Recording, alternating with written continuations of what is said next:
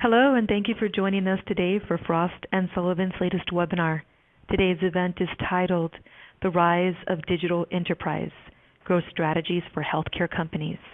My name is Anna, and I oversee Frost & Sullivan's Growth, Innovation, and Leadership briefings. Before we begin, I'd like to go over a few quick notes. We will have some detailed slides on this presentation, so there's a full screen feature available at the bottom right-hand corner of the screen. You can also safely share this briefing at any time via social media, email, or blogs. Don't forget to submit your questions throughout the session today, and today's discussion will also be available on demand shortly after we've finished. Our presenters today are Nitin Naik, Global Vice President of Life Sciences here at Frost & Sullivan, and guest presenters joining us today are Dr. Thorsten Harzen, Head of Digital Accelerator from Kaizen, Gil Kerbal, Business Consultant Director at Dosset Systems, Slava Agmin, Chief Analytics Officer, Berg. With that, I would now like to hand the presentation over to Nitin. Thank you, Anna. Well, good morning, good afternoon, ladies and gentlemen, and welcome to this briefing by Frost & Sullivan's Life Sciences team. We are really excited to host this presentation and share key trends in the life sciences sector. Joining me today are three distinguished speakers from the industry. Dr. Thorsten from Kaizen, Gim Kabul from Dassault Systems, and Slava Akhmev from Bird Healthcare. They have tons of experience in their respective domains, and I'm privileged to host them here today and get their perspectives on smart R&D, digital supply chain, and patient engagement.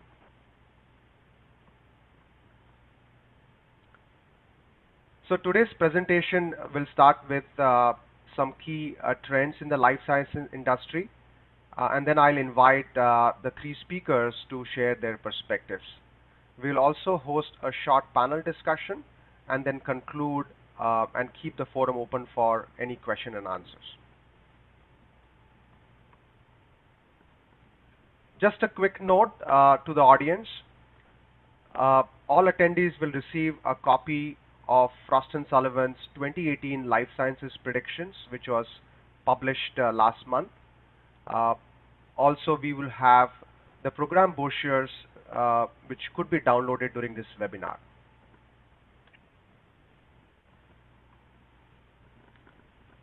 So to get started, Frost & Sullivan Life Sciences research team published the 2018 predictions a few months back, and I would like to share some of the key trends from that publication. The growth of the life sciences industry is really been boosted by healthcare digitization and democratization, really creating an explosion in patient data. And there are different types of patient data, structured, unstructured, and that is really the challenge for most of the life sciences companies to manage the explosion of this data. And the conversions of also the biopharma companion diagnostics, which is enabled by digital connectivity, is in some sense creating many exciting opportunities for this industry. So Frost & Sullivan's team of analysts have been managing and looking at these trends, and I'll talk about some of the key trends in the context of today's presentations. So the first key trend is really in drug discovery and life sciences IT. So the growth in this industry is really driven by the adoption of AI as well as cloud-based platforms, primarily because companies are looking to improve efficiency and reduce development cost. So the key implications we see here is growth opportunities in cognitive computing, especially in early drug discovery and development, such as medicinal chemistry, and also in cloud-based genomics platforms. And our speaker today, Slava, will sort of elaborate more on his experience in that space. The next big trend is on patient engagement, especially on machine learning-based DIY real-world evidence. Guillaume Kaboul from the Dassault System will elaborate that experience in some of the nice case studies he has built for this presentation. And finally, I would like to kind of hit upon the trends in supply chain management. There has been a lot of focus on increasing optimization and also improving the productivity of the overall system. And my speaker, Dr. Thorsten, will talk about how QIAGEN has a very ambitious plan to embrace e-commerce and shift that paradigm completely within the best breed of technologies.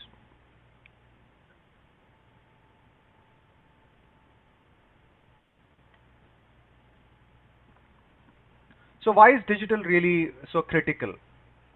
I think we talked about exponential growth in the amount of customer data, and what we are seeing is there is now a conscious move towards creating and putting investments in three critical buckets as we have sort of looked at from our research at Frost & Sullivan. So we identify them as pillars of digital transformation. So the first big pillar is Smart R&D, which is really looking at managing talent shortages as well as how there could be ways to overcome suboptimal management of clinical trials and clinical trials data. The second bigger pillar is connected patient, and here it's the whole emphasis of patient compliance and also enriching the patient experience in the new sort of digital economy. And finally, issues related to digital supply chain and manufacturing.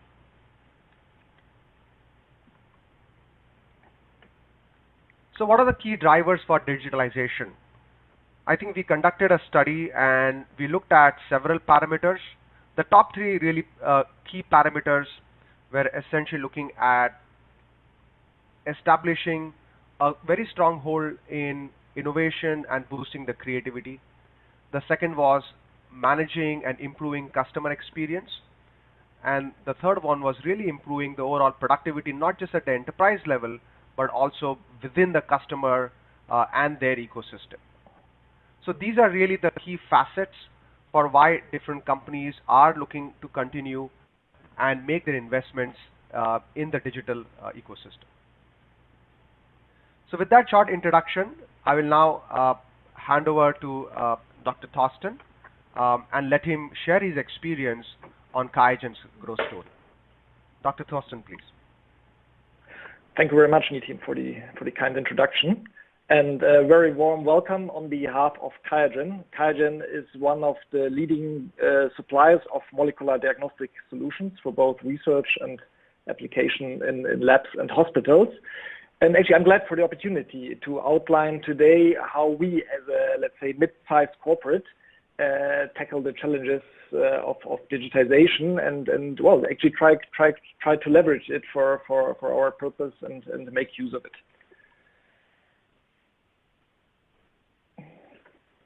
What I'm showing on the next slide, actually it's pretty obvious, but I think it's still important to talk about it. And I mean, while the disruptive forces of digitization have hit many other industries much earlier, like media, like retail, also like telecom, insurance, and banking, our industry, healthcare, medcare, biotech,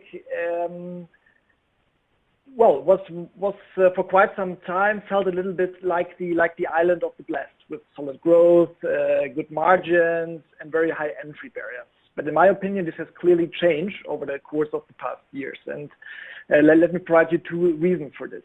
First of all, our observation is that our customers, they more and more expect the same digital experience when dealing with us that they are used to from dealing with Amazon, dealing with Booking.com, dealing with Airbnb, and all these big companies that are used to from their, let's say, from their private life and their, let's say, the B2C world. And those people, they don't differentiate that much whether they're working or acting in a B2B or in B2C environment. And this was clearly important to understand for us as QIAGEN when we embarked on this venture 4 years ago. And the second driver, in my opinion, is really that also in our industry, actually the real asset is actually data. So the new oil, also in our industry, like in many other industries, is data. In our specific case, is the genomic data, and many of you are probably aware that a fully sequenced genome is over 1 terabyte of data. And the problem is this data is unrefined yet, and we need to find ways to really make use of this data. That's what's driving us, but also many other players in the company. And basically to solve these challenges, I strongly believe that the digital technologies available can help us tremendously in making better use of the data and also improving the customer experience. What does it mean for QIAGEN?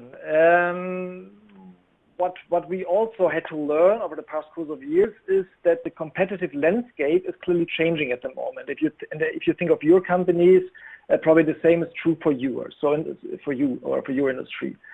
In the past, when we thought about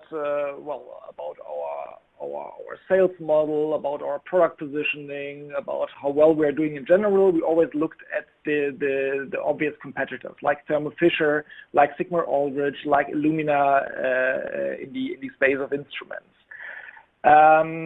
But when we talk especially about data, when we talk about digitization in general, actually new players are entering our playing field, like Google, who already, I think, 1 or 2 years announced that they're building a big database of patient cancer data. Nobody knows yet what they're planning to do with it, but they're simply building it. IBM with their Watson computer are pushing strong to get into our industry and apply their computing capabilities there. Samsung already announced that the next generation of its Galaxy will not be a smartphone anymore, but rather a medical device. And especially we as a let's say mid-sized corporate, but we should not underestimate that these companies, they have thousands of developers, thousands of data scientists. So it will be hard for us actually to beat them in this or on this playing field. Although of course they're entering our home turf, and we might know the product better and might know the customers better, but this is only a matter of time until this will change, in my opinion. And then last but not least, we have many, or we see actually many VC-funded new competitors that basically pick one aspect of the value chain, be it a LIMS or an ELN, and they try to excel in this specific aspect. And of course, the question is for us: are they a potential target for acquisition? Do we want to partner with them? Do we want to learn with them? We definitely need to develop a strategy how to deal with them and watch them closely. So this is first of all the playing field we are acting in has clearly changed, and it's important. And this is one recommendation to all of you: really look beyond the borders you were used to and watch closely what's going on. What does it mean for QIAGEN? Of course, it requires focused answers. First of all, we need to optimize by means of digitization, digital technologies, our internal process along the entire value chain. I will get to this in a couple of seconds.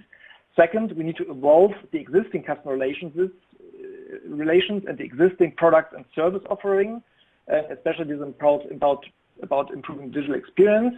And third, of course, we need to transform QIAGEN's portfolio through new digital products and services from a product-centric company towards an insight-centric company, because we also believe that we will not generate all of our revenues from kits and instruments in the future, but more from insights that we generate based on the data that customers are sharing with us.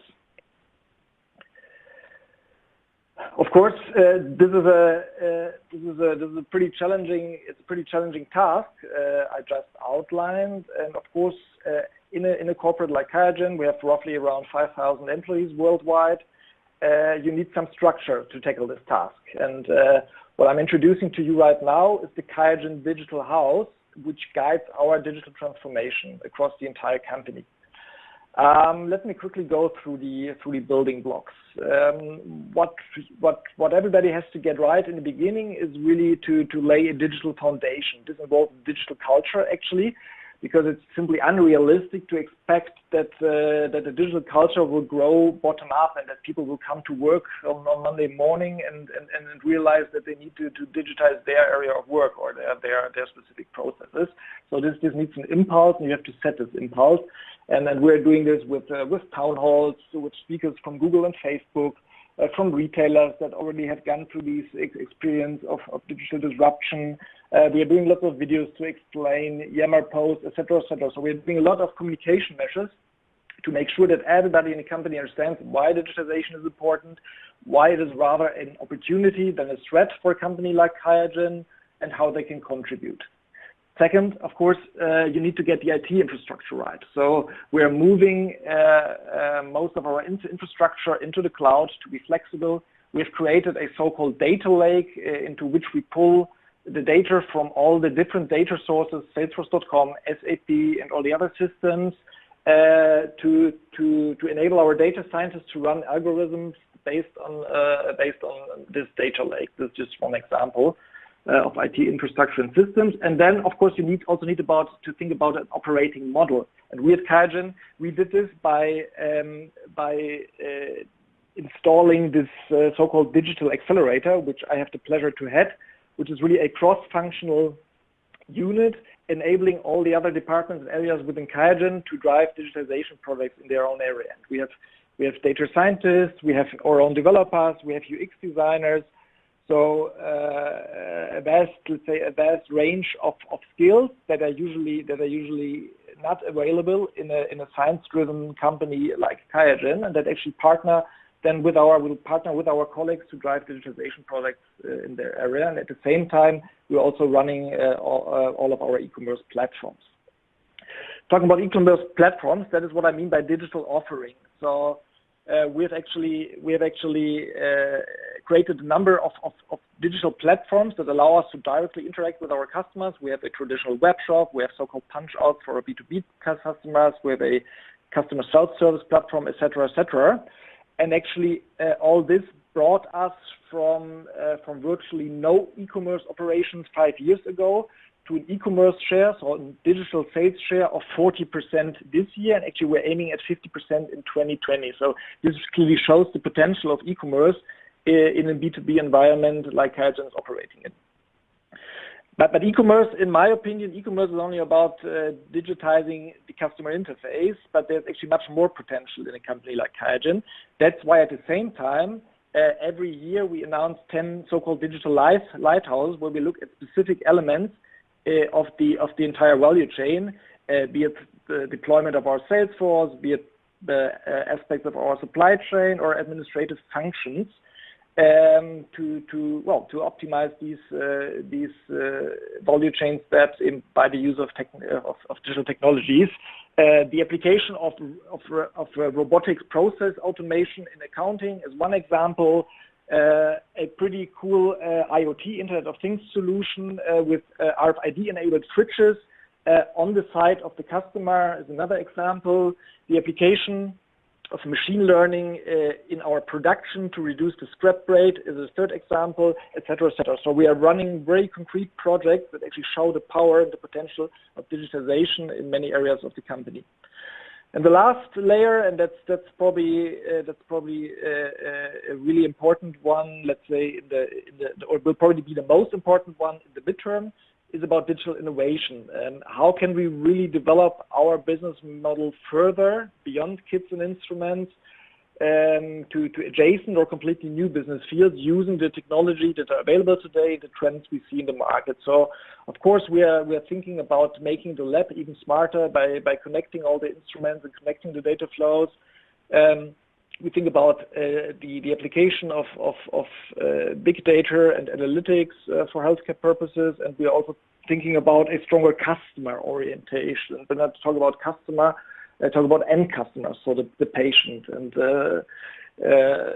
for all of these fields, actually, we are looking at very concrete business models and piloting them. And in the end, all this has the goal to basically boost our mission, which is actually sample to insight, and in this case, digitizing sample to insight.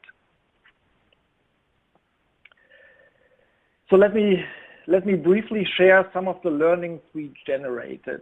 First of all, it was really important to start from the customer to get also the support and the buy-in from the organization. So we started with e-commerce 5 years ago, and as I mentioned, we scaled it up to 40% e-commerce share this year, and we have more ambitious goals ahead. But it was good to show early results here to get the buy-in and the trust for the digitalization. Second, articulate digital strategy and vision early to provide guidance.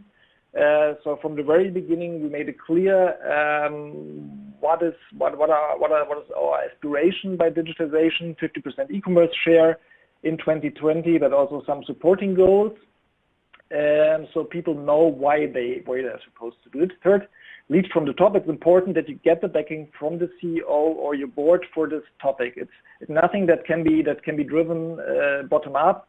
It needs to be announced and driven and supported as a top-down initiative, and then by means of communication and a cultural change, you need to take the people with you.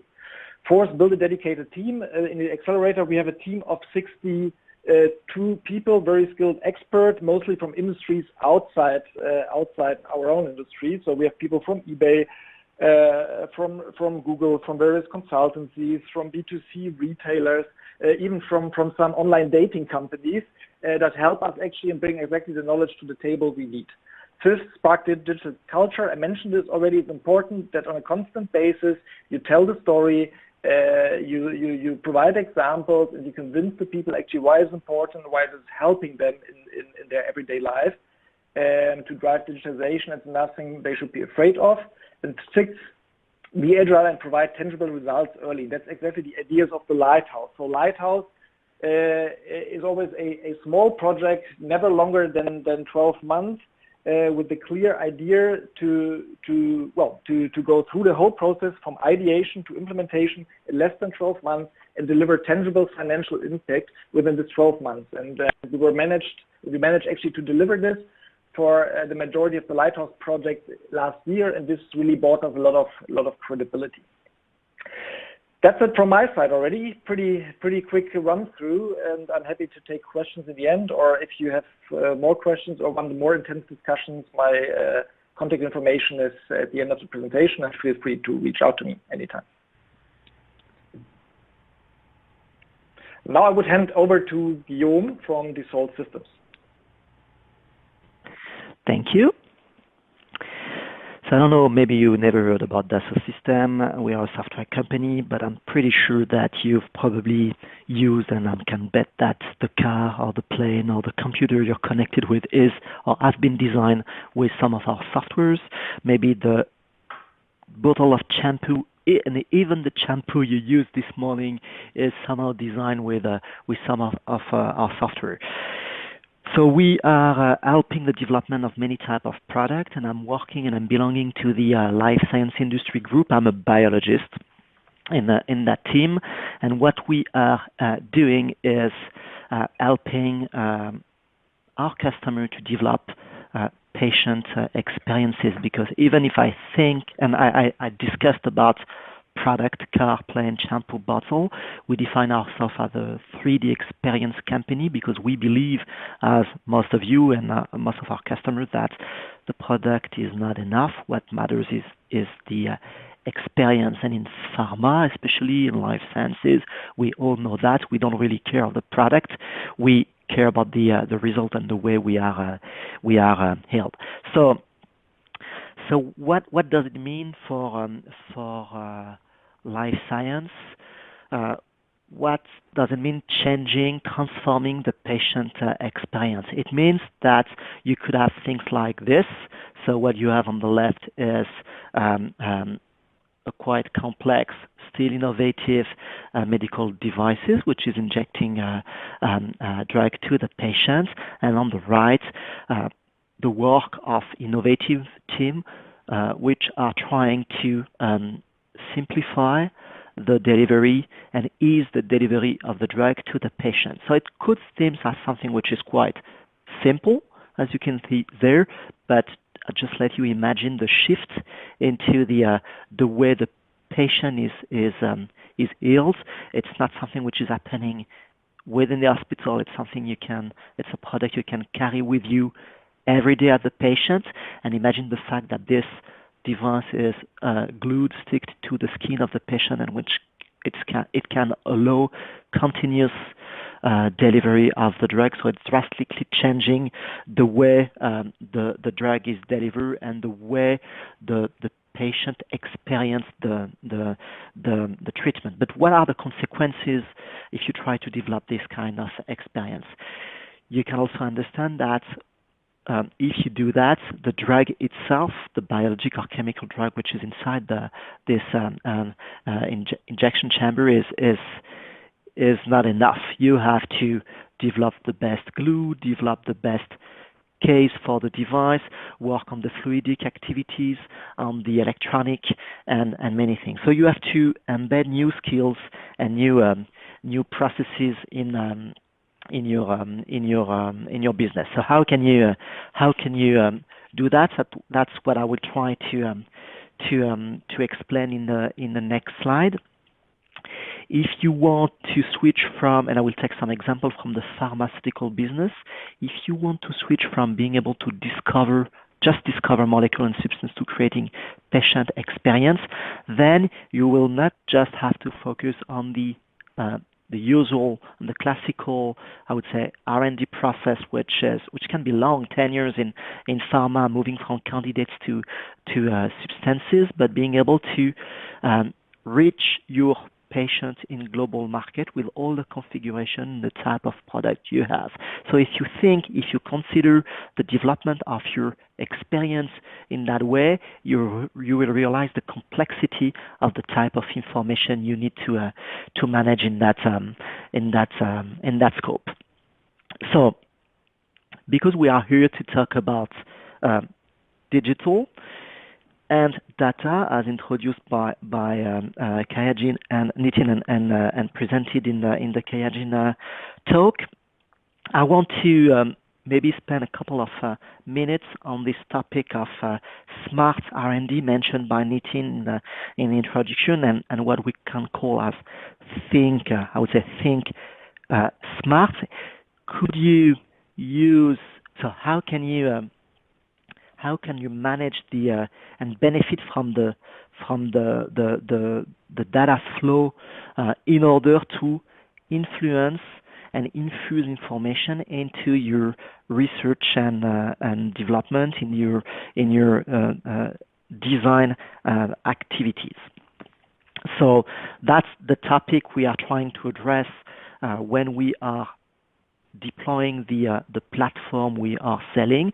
What we are trying to do is to provide both collaborative innovation capabilities to embark the various team and the various expertise, the various businesses in the development, but also allow operational excellence, so accelerate and optimize the development of the product. In order to do so, you need to connect discovery, preclinical, clinical, filling, and commercialization all together. And we believe that providing the digital continuity and the data integrity is a way to do that. But the thing is that if we know that when we talk about this digital topic, we know that in the day we live in, the world we live in, everything is turned into digital. It's something which is quite, I would say, common. But the reality is that we know that these data are not always reflecting the reality and the real information. So when we discuss about this real world evidence, it's about how can we be sure that the data we are collecting are reflecting the reality, are reflecting the real usage of our product, and can be used in order to influence or confirm or control or drive in a smart manner your research and development. So I will go quickly through the heterogeneity and the challenge of that things we are trying to do. A lot of data, complex data, costly process, and but it is what our customers are trying to do, especially in pharma: reuse and recollect this information, turning that into evidences in order to better drive the development of that product. And we believe that it's possible to do that if, and I will turn around this quadrant in starting from the top, if we are able to connect the people together, if we are able to collect and interpret the data, and something which is probably less common, if we are able to compare this data with a model-based approach. So if we were able to describe things, processes, behaviors, diseases into a model-based approach, then we could be able to simulate, try, optimize the execution of the processes or the behavior and the activity of your device and your drug. And that's what we call the combination and the comparison of virtual and real. So when we talk about virtual activities and simulation in that digital approach with that software, it's not to replace the real, it's to complement, to bring more data and compare that to the reality, exactly as when you are using your GPS tracking and navigation software in order to simulate your journey, to optimize your trip. It will not replace you driving your car. And I will give you a couple one example of things we can do in order to do that, and how we can leverage the real world evidence to do things like this. So in order to address this, what is called in that business, the precision medicine, using real world data driven foundation in combination with a model based approach, with an example from a company named BioSerenity, company which is doing this smart shirt and hats, and so which are full of sensors. And so the idea there is to monitor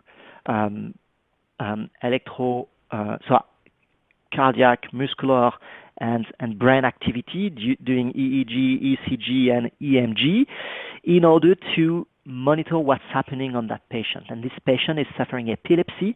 The idea there is to be able to understand what is occurring at the patient level, in order to monitor and, if possible, predict and alert if an epilepsy crisis is occurring. So we can use this type of devices to collect what's happening exactly at the patient level, in order to understand what's happening for this. Maybe if this patient is taking a drug or the disease at the commercialization phases.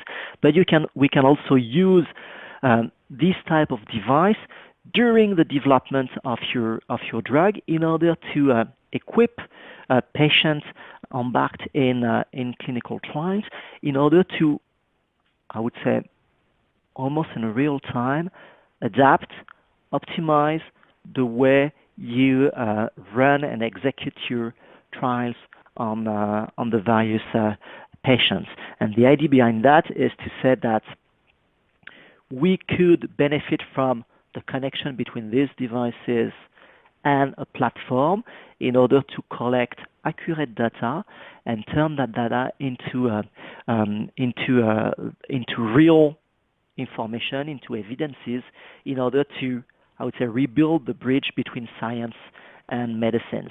So with that example, you can imagine that you can collect, so in that case, simple type of data coming from the patient, but really the way I'm asking you to consider this digital transition within the life sciences company, that in fact there is this huge heterogeneity of data, and we want to be able to and we believe that this data is the corporate memory of the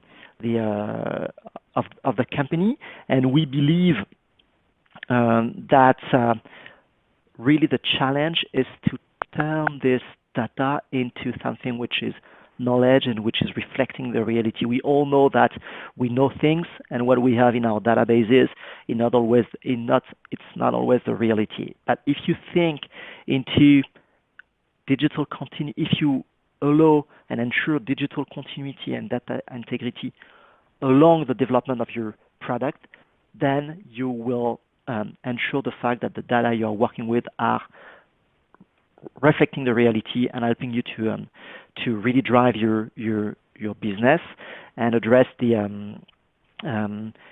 your market with the proper experiences.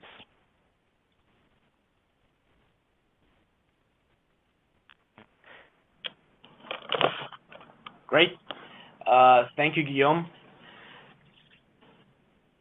I guess I'm next. My name is Slava Akmaya. I'm the Chief Analytics Officer at Berg. Berg is a biopharma company. We've been in business for more than a decade, and I think we are first company in the biopharma space that invested tremendous amount of resources and build a strategy, a commercial and business strategy around using artificial intelligence and data-driven technologies for drug development, discovery, and clinical trials and precision medicine. Let me advance the slide here. What you see on the left side is a typical drug development process where we usually start in the field with a hypothesis and look at a specific target or a compound of interest that may be relevant to a disease.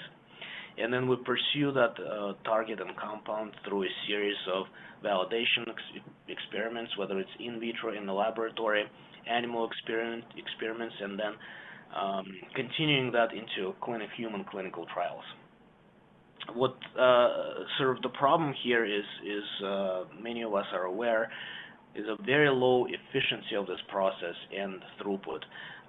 Probably 99.9 by some folks' estimates of these programs and efforts fail throughout this process, and only a few of these compounds or leads become real therapeutics that are approved in the marketplace.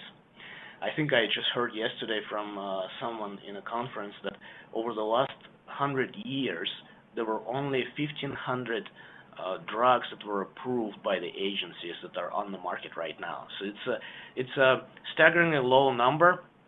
And what we're trying to do at Berg is to make this process a lot more efficient and optimize it towards generating programs that have higher likelihood of succeeding. The way that we approach things is really our sort of motto is going back to biology. We start from patient material. We start from biological samples, fluids, and sometimes tissue samples, explants that are generated and obtained from real patients for a specific disease. We query that material with this platform that we developed called Interactive Biology that uses high-throughput multi-omic profiling, and our expertise is really in big ways in mass spectrometry, where we look at molecular phenotypes, proteomics, metabolomics, and lipidomics, and then we analyze that data by using top-of-the-art artificial intelligence methods such as Bayesian artificial intelligence and using our own internally developed proprietary algorithms to understand the connections and the relationships between various modalities in these data sets. And what I mean by that is linking clinical data, medical history, digital information that we obtain from these individuals and patients to all types of molecular data, not just genomics, DNA and RNA, but linking it beyond that and looking at what's happening with biochemistry and metabolism in these patients. And it's specifically important in diseases such as diabetes, cancer, as we look very closely at cancer metabolism and other disorders, immunology, where we need to understand what is going on with antigen expression and things that go beyond pure DNA and transcript profiling. So we understand those mechanisms and develop these maps that are very transparent and clear to understand what is going on as far as molecular signaling and pathways data-driven or predicted inferred pathways compared to the disease pathway, and then we begin to understand where the key regulators of the pathway reside to target them with chemical interventions or other types of potential therapeutics. So why do we use Bayesian artificial intelligence? And then just a quick illustration to all of you why it makes sense for us. What you see on the left side of things is sort of an example of scientific intelligence. It's a well-known Krebs pathway with glycolysis and other types of basic metabolic signaling that happens in almost every mammalian cell. We understand that pathway really well, and we had spent decades as a scientific community to figure out each enzyme and each substrate in the product in the pathway. And it often happens that when people work on a specific target or a gene and they begin to understand upstream and downstream mechanisms, it takes a few years for maybe a postdoc or a group of graduate students and postdocs to actually do the experimentation and figure out a few of these mechanistic relationships that drive specific disease phenotype, looking at, I don't know, tyrosine kinase or some sort of receptor that may be interesting in a specific disease. What we proposed here is to change this paradigm and automate by using artificial intelligence to create these automated maps of contextual relationship, molecular relationship that we can study for any kind of indication and any sort of disease model that is being assessed in the laboratory. In this particular case, Bayesian artificial intelligence has definitely a leg up on other machine learning tools because we, in addition to looking at statistical analysis and predicting these sort of relationships, we can also predict probabilistic causality in these models. We can look at all types of data and integrate clinical data with molecular data, and essentially what you get here as a result is a network that is a white box algorithm, and you can readily assess what types of changes in molecular mechanisms or digital data can lead to specific changes in clinical outcomes. So I think there are many advantages for using these types of approaches, and we've been very successful in utilizing the Berg Interactive Biology platform. What you see on the last slide that I have is our clinical pipeline. We have a number of assets in clinical trials in humans, phase 2 pancreatic cancer trial. We have a couple of phase 1 trials ongoing in other diseases. We have a number of compounds, targets, and potential candidates in neurodegenerative diseases, Parkinson's disease, and Alzheimer's disease. We have novel targets and compounds in diabetes. And we have a very extensive program in diagnostics where we work in the area of prostate cancer, Parkinson's disease, autoimmune diseases, and other types of indications where we have discovered novel biomarkers for either disease detection or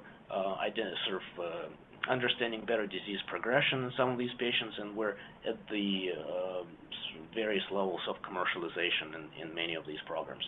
I'll stop here and turn it over back to Nitin. Thank you, Slava.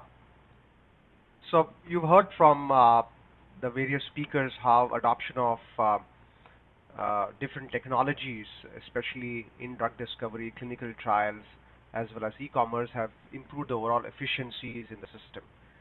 Data monetization and e-commerce business models are expected to open new revenue streams, and we expect most mid-size as well as larger companies to take this paradigm shift from not just the traditional model of quantitative-based fee for service, but also moving quickly to value and outcome-based fee models.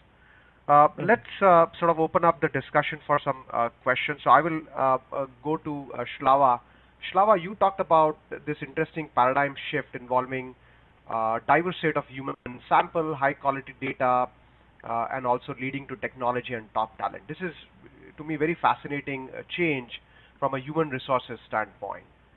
So the question to you is, how will this new generation of discovery platforms transform the role of discovery scientist? Are we really seeing an evolution of potentially augmented reality chemists? Is that the next big bold move? Yeah, that's a great question. I think if you look at some of the analogies in other industries or other areas, for example, look at forensics, and you think about how 100 years ago people would go about solving a crime and doing criminal investigation, and the detectives would go and talk to a number of people, and they would look at some very few photographs and kind of begin to understand what happened. These days, with automation and surveillance, you can do these types of activities in an unparalleled fashion. You can look at billions of sort of picture frames coming from security cameras. You can analyze data in a very much high throughput fashion, looking at potentially some of the web activity and other things that are happening sort of online and in the publicly available resources. So if you think about this, how much disruption's been in the crime investigation industry, this is to me very similar that is happening with the pharma space, as sort of your typical scientist that is leading a disease program soon will be able to access so much analyzed and interpreted data that I hope that it will sort of expedite this process of trial and failure in the industry, where I said 99.9% of these programs don't make it into market. Well, can we look at maybe, instead of looking at one target, can we look at 100 targets at the same time and the same sort of time span and the same amount of money invested? Can we pick the best candidates at that early stage that have much higher potential to go through clinical trials in animals and humans and actually materialize as a real therapeutic? So this is where the power is. Can we actually look at many, many more possibilities up front at the discovery stage and select, by using artificial intelligence and our prior knowledge that we've accumulated over the years, select the right candidates that will go into the human trials, so that instead of having 10-15% success from phase 1 to phase 3 approval, we might actually have 70-80% success from phase 1 to approval, right? And I think that's where the transformation is going to happen very soon in the pharma space. Fantastic. Yeah, I mean, it's awesome, looking at your pipeline and interesting work, especially on very complex targets like glioblastoma. So that would be really, impactful to, get some breakthroughs there, and also the brilliant news for the industry that we're really spawning new sets of, competencies and capabilities for the industry per se. Thank you, Slava. I would like to, pose this question to Thorsten. You talked about changes in the competitive landscape, including some big moves, by tech companies. How do you foresee companies, traditional companies like yourselves, really operating with this new model? Keeping in mind, these big tech companies, have huge cash and huge arsenal of engineers working on technologies such as AI and blockchain. Well, as I said, and this is also my final remark, actually. So I think no action is clearly no option. So just to sit there and lean back and say, well, that's a fight we cannot win anyway. So what we did in QIAGEN is, I mean, we clearly invested in this topic. We built up a dedicated team. We made this, especially this e-commerce share. We made this one of the 10 top goals of the company. So there's clearly a lot of dedication, a lot of effort, a lot of commitment in our company to drive this. Is this enough to beat the big players? I don't know. And that's why it is important. What I mentioned is to really look, let's say, beyond the barriers, look for potential partnerships, look into acquisitions of small startups, et cetera, to really join forces here. And also join forces could also be to join forces with competitors. I mean, from a customer perspective, I don't want to go to 10 different platforms to shop my products.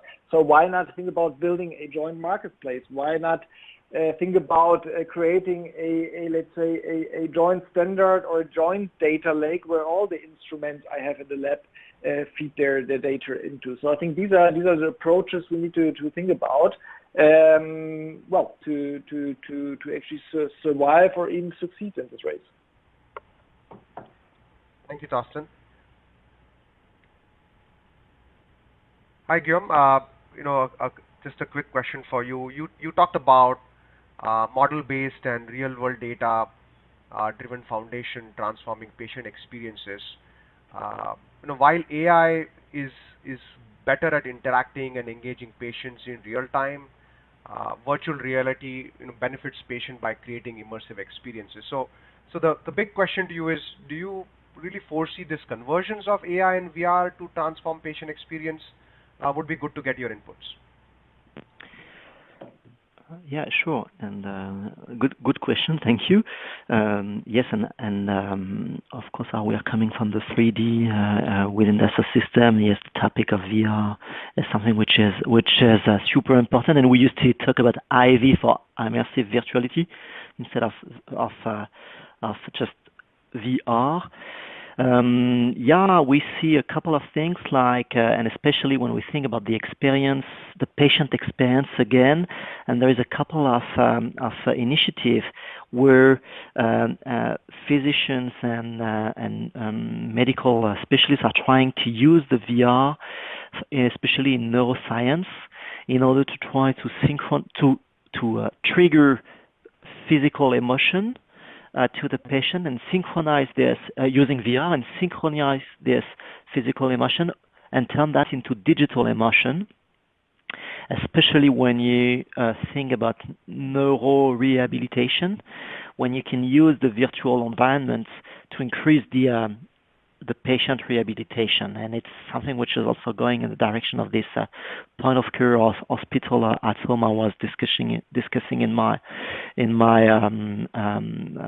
introduction. And if we try to mix that so you can easily understand the use and the potential of artificial intelligence on the top of that, and globally, yes, the patient experience will be disrupted by the artificial intelligence with the voice interaction, AI technology, or the aid diagnostic. But as I'm more interested by the design of the patient experience itself, I'm interested by company, and there's also startups doing that, and they're trying to mix VR and artificial intelligence in order to catch and capture the gesture from the surgeon, so the surgery gesture, in order to understand how a surgeon could use a certain medical device, a stand for instance, and influence the way the device is using the artificial intelligence, the device is developed in order to better fit with the way it will be used.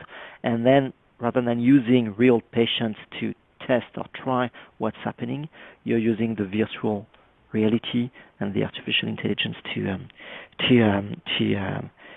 do that test. Fantastic, great. So I think let's go and try and look at some of our key takeaways. I mean, essentially, based on what we have heard from the speakers and what our analysts have been researching, we at Frost & Sullivan strongly believe that there are significant reforms in some of the bigger markets, US, Big Five European countries, and this synergistic effect of having advanced technologies, AI, cloud, big data, will just only get the life sciences industry to see magnificent growth. Frost & Sullivan recognizes this disruptive transformations created by QIAGEN, Trust Systems, Burge Healthcare to break these traditional business models, and this is really expected to accelerate cross-industry collaborations, and we hope that as the speakers have talked about, there will be best-of-breed technology and sharing of know-how between the different competitors and not just looking at their individual customer toughs.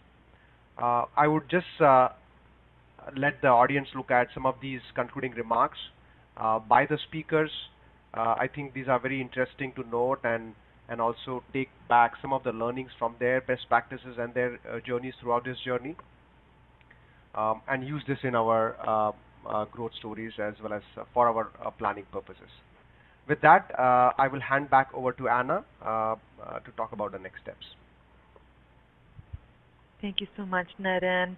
So our next steps here, if you'd like more information on this group briefing or growth partnership services, you can please reach out to us via our GoFrost line at 1-877-463-7678, or you can send us an email to myfrost@frost.com. You can also follow us on any of our social media sites, Facebook, LinkedIn, and Twitter, to keep up to date on upcoming webinars, research, and press releases. And it looks like we have a question here from the audience. The question reads, you talked about digital biomarker in real-world evidence. Can you please elaborate what types of digital biomarkers we are looking here in short-term and long-term, and what has been the progress on this aspect? So I think it's a question for me, and I was mentioning the digital biomarker, especially with the story of this company called BioSerenity and this smart T-shirt catching information and coming from the mainly from the electrocardiogram and the electroencephalogram. So when we talk about digital biomarker, I think honestly the world is not perfect because it's a biomarker, but compared to the typical and classical biomarker coming from biologic sample or diagnostic made at the lab, there the idea is to see if we could recognize and turn a digital information, something so monitored with these sensors, into a signature, into something which could be helped to predict something occurring. So exactly as we do for the in genomic sequencing, for instance, the idea would be to say, okay, I've measured, I've seen tons of electrocardiogram, and now I've understood using a learning algorithm, which is the small events which allows me to categorize the type of disease or predict something which will occur. So it's something. It's really my idea there was to explain that if the data are evidences, is the data accurate, thanks to the new data mining and data analysis technology, we could simplify that data and turn that into signature, which will be useful then for companion diagnostic prediction or easy interpretation of the disease. Thank you. And I see we have no more questions here. So this concludes today's presentation. We hope you found today's webinar informative. Again, feel free to contact us with any additional questions or feedback with the contact details slide I pushed out on your screen at this time. Thank you and enjoy the rest of your day.